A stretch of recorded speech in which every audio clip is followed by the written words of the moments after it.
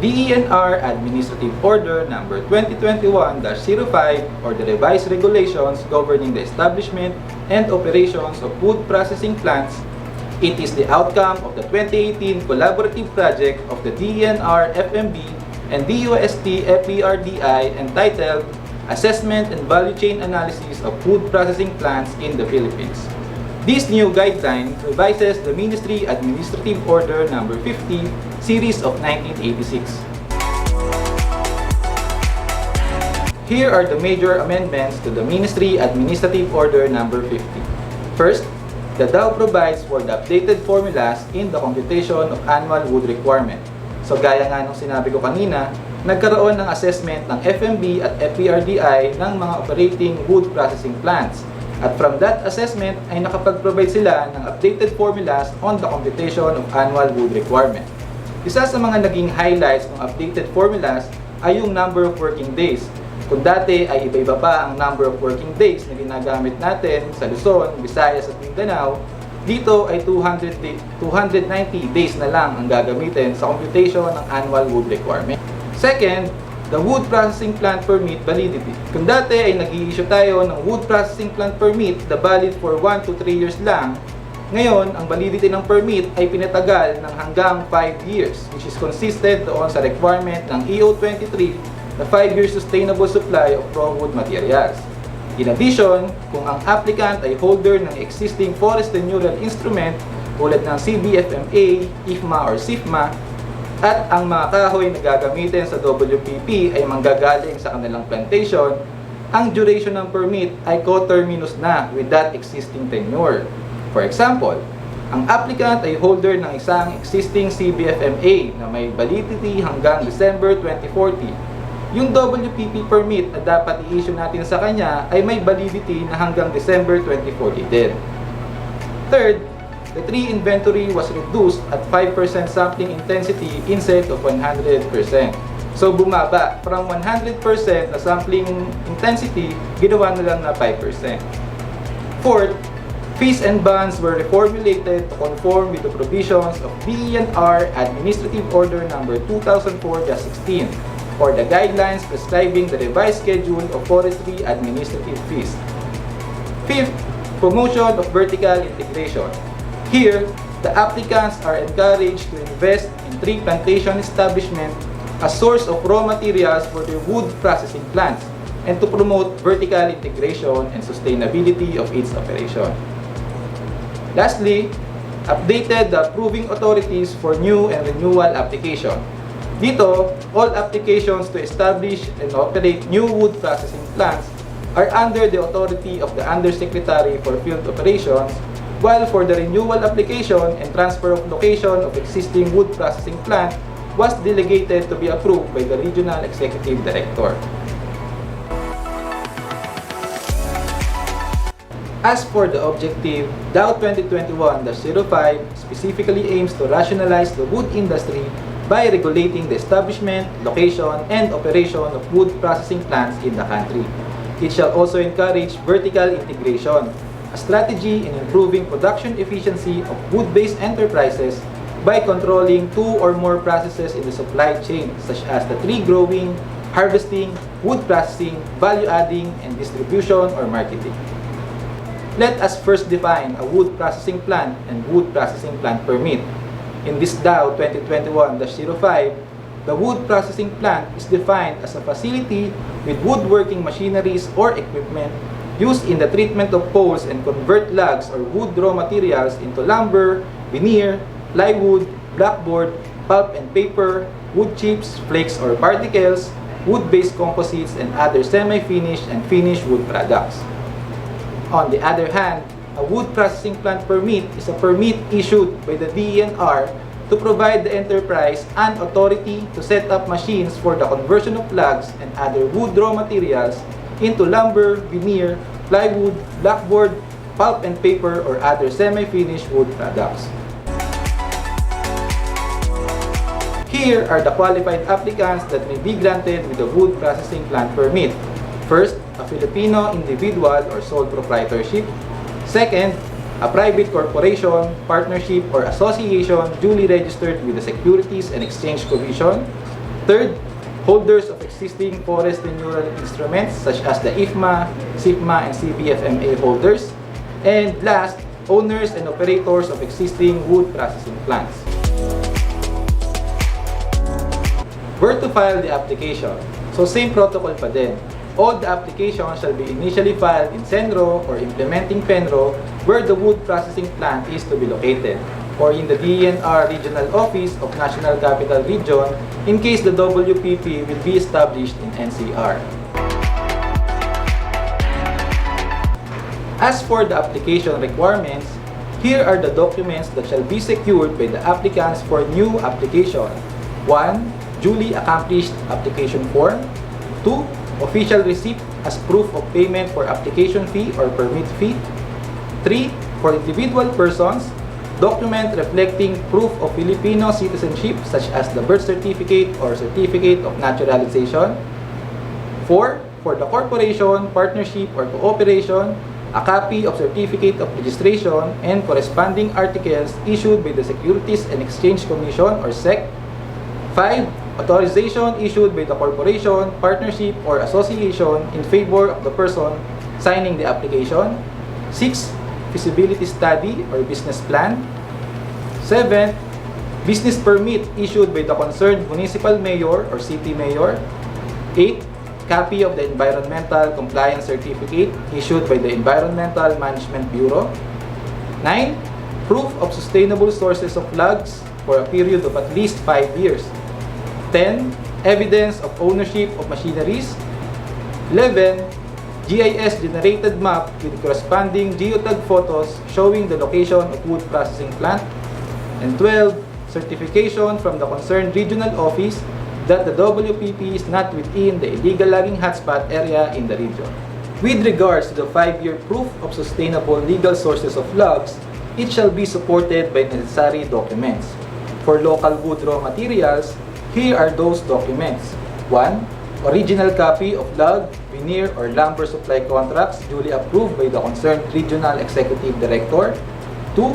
At least 5% tree inventory of the forest or private tree plantation that includes under oath narrative report, tally sheet, stand and stock table, geotag photographs, and map of the area. 3. Electronic copy of the inventory data in MS Excel format. 4. Under oath validation report of the Penro or regional office as to the availability and sustainability of the volume of raw materials covered by a log, veneer, or lumber supply contract.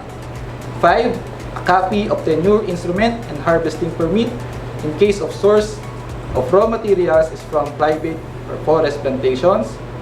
And 6. In case the source of raw materials is coming from private tree plantations, a copy of certificate of tree plantation ownership or a certificate of private land tree plantation registration shall be submitted together with the corresponding map of the area. While for imported wood materials, the certificate of registration as log, veneer, lumber importer, and original copy of log, veneer, lumber supply contracts duly approved by the concerned regional executive director shall be submitted. For renewal applications, here are the checklist of requirements. 1. Duly accomplished application form. 2. Previously approved wood processing plant permit. 3. Certificate of good standing to be issued by the concerned Senro or implementing Penro, stating among others that the subject wood processing plant has never been involved in any illegal logging activities. 4. Official receipt as proof of payment for application fee or permit fee. 5. Authorization issued by the corporation, partnership, or association in favor of the person signing the application. 6. Business plan. 7. Business permit issued by the concerned municipal mayor or city mayor. 8. Copy of the original ECC issued by ENB. 9. Proof of sustainable sources of logs for a period of at least 5 years. 10. Certificate from the concerned Senro or implementing Penro or from the regional office in case of NCR that the wood processing plant permit holder has already installed CCTV cameras within the WPP premises. The renewal application must be submitted at least 2 months prior to the expiration of its WPP. Applications that are filed after the expiration shall be treated as new. And to provide proof of 5-year supply of local wood raw materials, these documents shall be secured. 1. Original copy of log, veneer, or lumber supply contracts duly approved by the concerned regional executive director. 2. At least 5% tree inventory of the forest or private tree plantation that includes under oath narrative report, tally sheets, stand stock table, geotag photographs, and map of the area. 3. Electronic copy of the inventory data in MS Excel format. 4. Under oath validation report of the Penro or regional office as to the availability and sustainability of the volume of raw materials covered by a log supply contract. 5. In case the source of raw materials is coming from forest plantations, a copy of tenure instrument and a copy of harvesting permit. 6.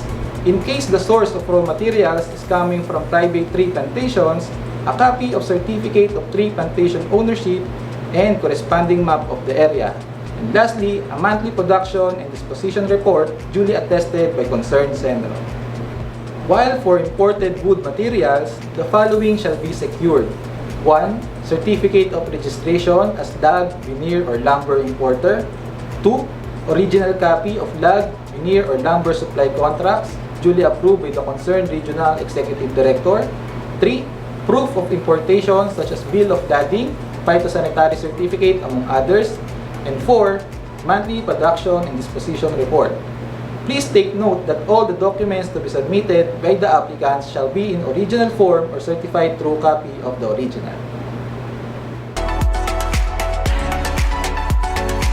Let us now proceed with the computation of annual wood requirement. As defined in these revised guidelines, annual wood requirement is the volume of the wood input needed to sustain the operation of a wood processing plant at full or attainable capacity for a period of 1 year. The annual wood requirement will be used for the computation of a 5-year log supply that a wood processing plant needed to secure for its operation. The computation of annual wood requirement depends on the type of facilities that to be installed in a wood processing plant. For sawmill, either for regular or mini sawmill, the annual wood requirement is computed by dividing the daily rated capacity by 60% recovery and multiplying it with the number of working days, which is 290, and by the capacity utilization factor of 0.80.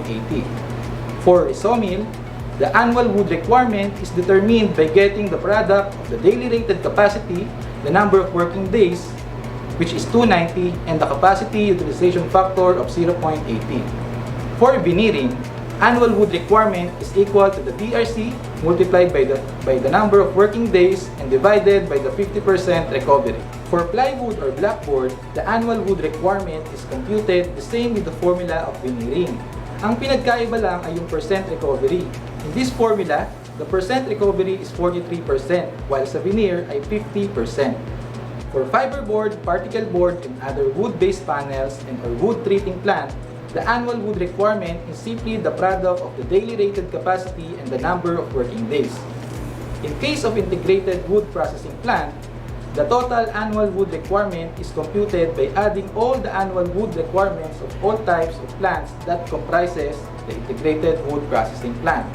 For example, if the integrated wood processing plant is comprised of a mini sawmill, veneer, and plywood plants, the annual wood requirement for that integrated wood processing plant is equal to the annual wood requirement of mini sawmill plus the annual wood requirement of the veneering plant plus the annual wood requirement of the plywood plant.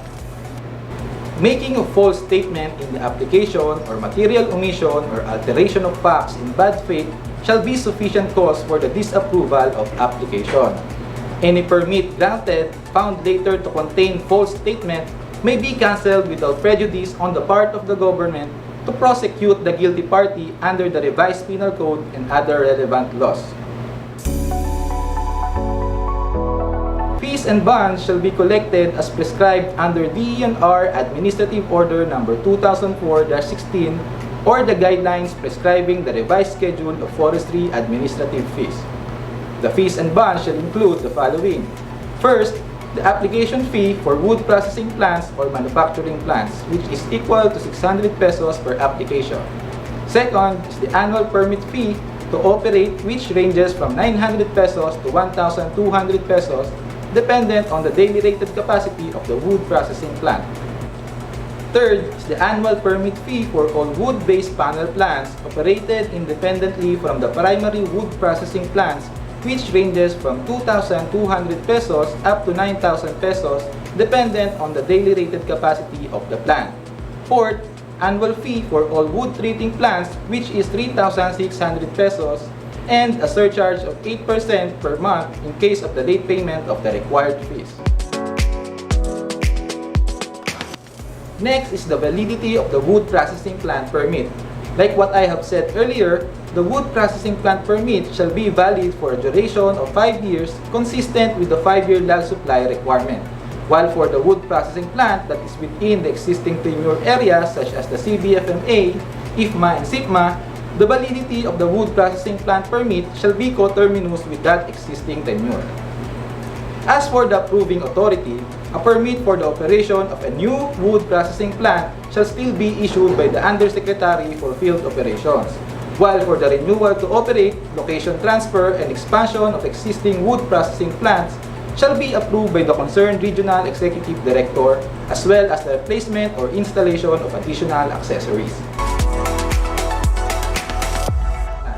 As required under the terms and conditions of wood processing plant permit, all permit holders must maintain a registry book of all transactions such as the purchase or delivery of logs, veneer, or lumber in chronological order. Moreover, all official receipts and invoices covering all logs purchased or received shall be recorded and shall be made ready at all times for verification of the DENR. Submission of reports. All wood processing plant permit holders shall submit corresponding reports to concerned DENR regional offices, copy furnished the Forest Management Bureau for record purposes. The submission of reports shall include the following. For the annual or yearly submission, updated list of personnel and or employees indicating their sex, positions, and SSS numbers if any, and audited financial statement certified by a creditable accounting firm. For every quarter, report of production indicating the number of actual operational days and report of increase or decrease in employment. For monthly submission, volume and source of logs purchased, processed, and disposed showing the segregation between the volumes and prices sold locally or exported.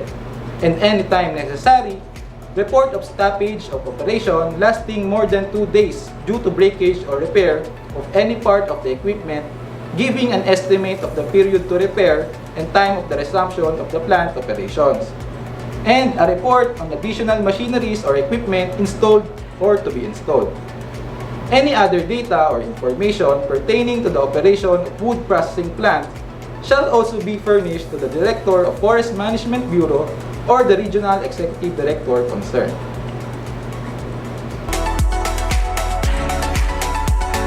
Monitoring of wood processing plant operations.